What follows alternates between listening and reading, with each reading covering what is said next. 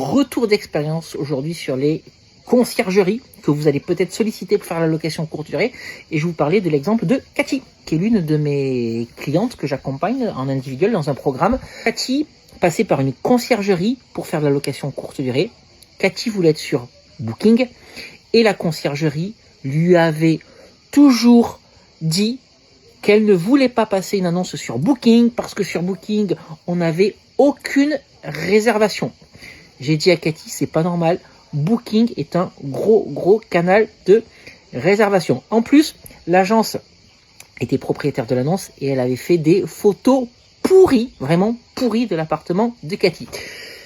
Donc du coup, qu'est-ce qu'on a fait avec Cathy? On a balancé la conciergerie qui était très mauvaise et j'ai dit à Cathy, tu prends un photographe et tu fais des photos de ton appartement. Pour les photos de ton appartement, tu fais des mises en situation sur la table, tu mets un jus d'orange, des croissants, sur le bureau tu fais l'ordinateur, tu allumes les lumières, etc. Bref, que le voyageur puisse se projeter et surtout, tu mets ensuite ton annonce sur Booking.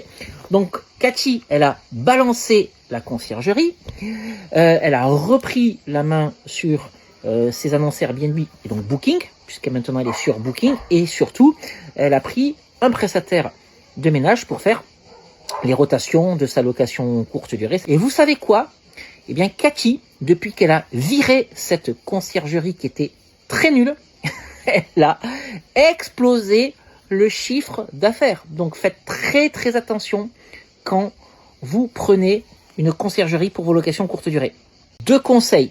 Vous devez rester propriétaire de vos annonces et il faut un minimum être sur Airbnb et Booking.